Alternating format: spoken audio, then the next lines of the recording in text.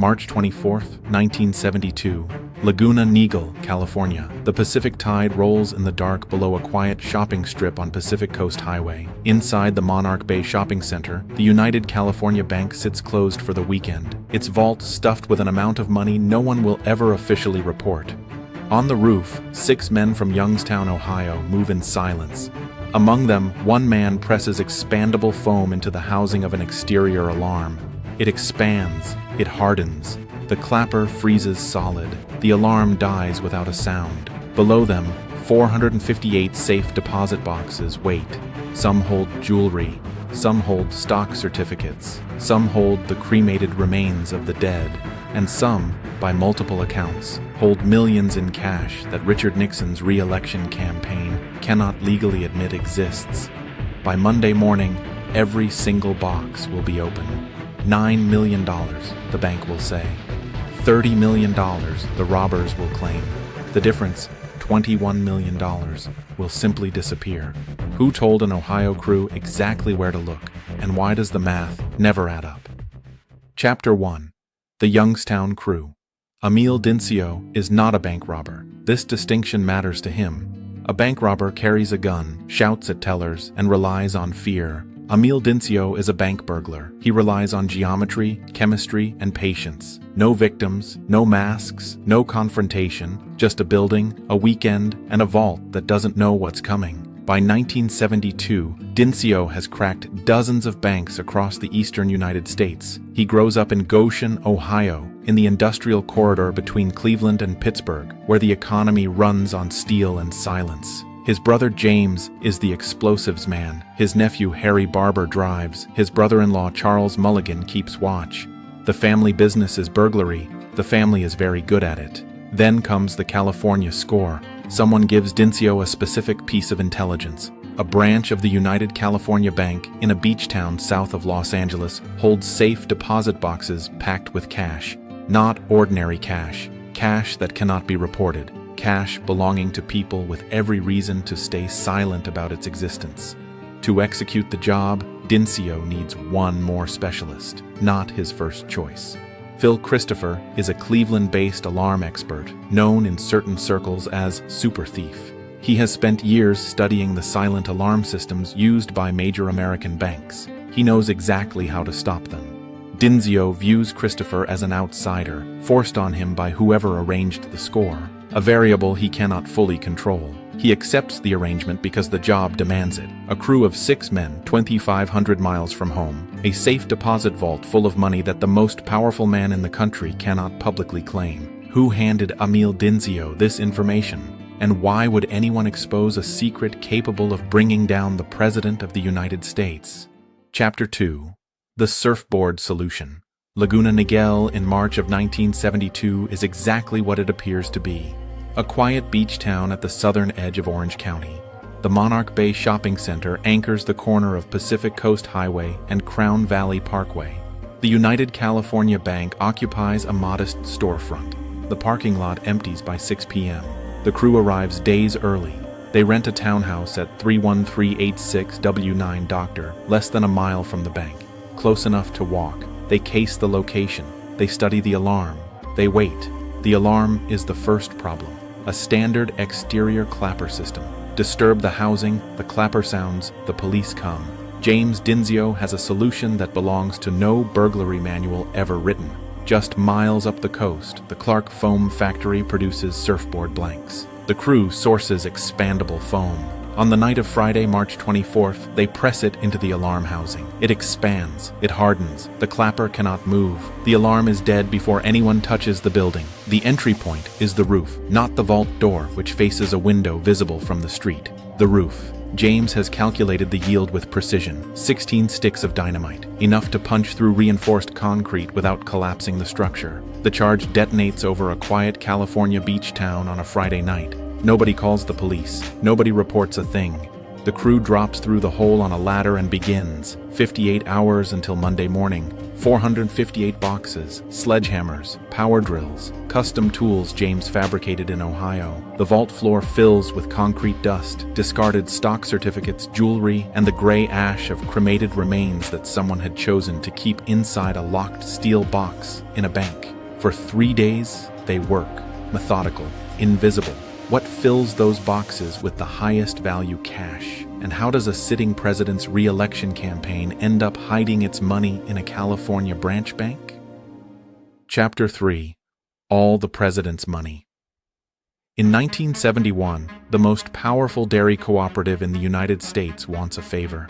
The Associated Milk Producers Inc., known as AMPI, represents thousands of dairy farmers across the country. They want the federal milk price supports raised. In exchange, they are prepared to be very generous. The Nixon administration obliges. The support price rises 27 cents to $4.93 per 100 pounds, a single policy decision that adds more than $300 million to the annual income of American dairy farmers. In return, AMPI funnels an estimated $737,000 to Nixon's re-election campaign. Much of it flows through channels that cannot be traced. Much of it is cash. Under the Federal Election Campaign Act of 1971, this money cannot be legally deposited into standard campaign accounts. So, it doesn't go into a campaign account. According to Dinsio and various investigators, it goes into a vault in Laguna Niguel. This is the part that sounds like fiction. But consider the arithmetic. $9 million reported stolen. $30 million claimed by the burglars. The $21 million gap represents cash that its rightful owners cannot report missing without exposing the crimes that generated it. A second component is more volatile. In 1971, Nixon commutes Jimmy Hoffa's 13-year prison sentence for jury tampering and mail fraud.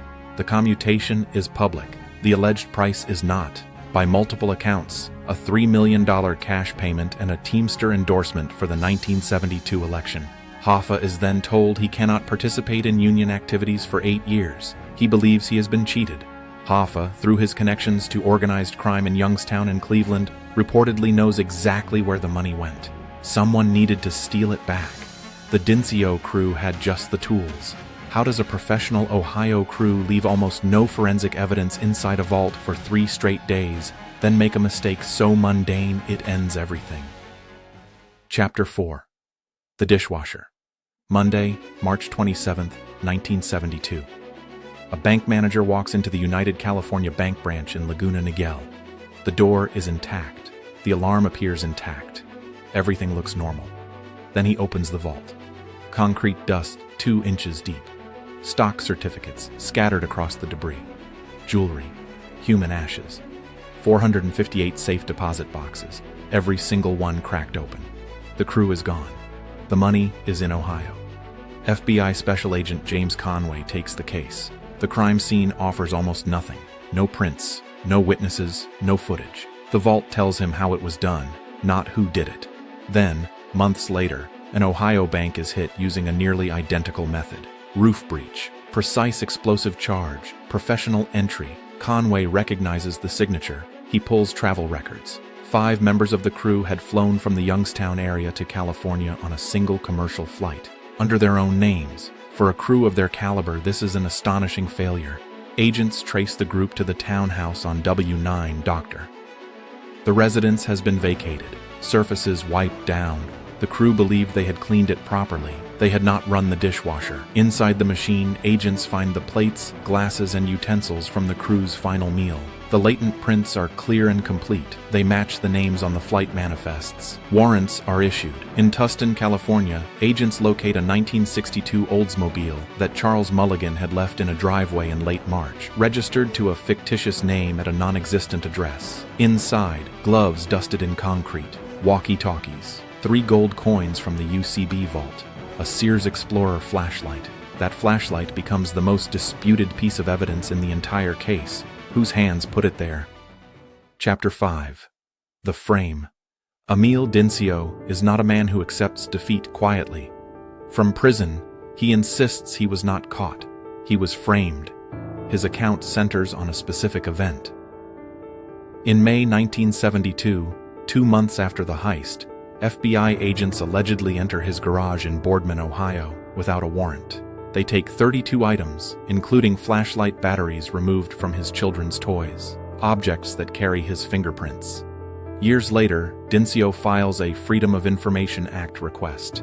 He obtains, he claims, an undated FBI document listing 32 items taken from his property and sent to the FBI crime laboratory in Washington, D.C. He publishes this account in 2014 in a self-written book, Inside the Vault. The flashlight recovered from the Oldsmobile contains a single battery. On that battery, FBI analysts testify, is Amil Dinsio's fingerprint. Dinsio maintains the battery originated in his garage, taken by agents who needed a forensic link the crime scene would not otherwise provide. He argues the government was, in his words, not smart enough to convict me honestly. The courts disagree. The dishwasher evidence holds.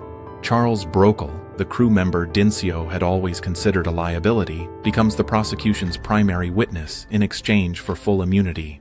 Harold Dawson, brother of government witness Earl Dawson, is convicted separately for offering Earl between $20,000 and $25,000 to recant his testimony. Both Brokel and Earl Dawson enter the witness protection program. If the FBI did plant evidence, was it because they had the right men and no legal proof? Or was there a more urgent reason to close this particular case quietly, one that had less to do with burglary and more to do with what those boxes had contained? Chapter 6. The Missing Millions. The convictions come. The sentences are handed down. The Laguna Niguel crew goes to prison in the same years that Richard Nixon loses the presidency, and a generation loses its faith in the White House. The parallel is not subtle. Approximately $98,600 is found buried in the ground across the street from Dinsio's residence in Boardman, Ohio. 3 gold coins surface from the Oldsmobile, a fraction, less than 1% of the $30 million the burglars claim to have taken.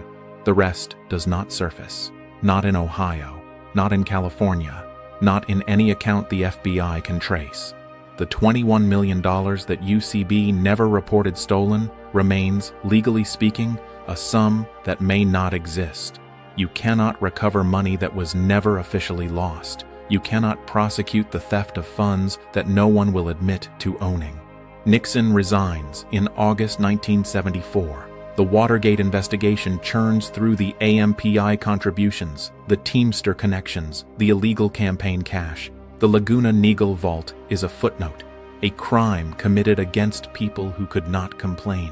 If you have ever watched a corporation quietly delete a line item from its balance sheet without explanation, you understand the mechanics of what happened to $21 million in cash in 1972. It simply stopped existing. 3 questions remain unanswered. Who truly provided the intelligence, Hoffa, a Nixon insider, or someone else entirely? If evidence was planted, were agents protecting the integrity of a prosecution or the secrecy of what was actually stolen? And where, after 50 years, is the money?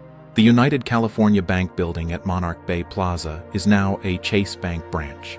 The townhouse at 31386 W9 Doctor is a private residence.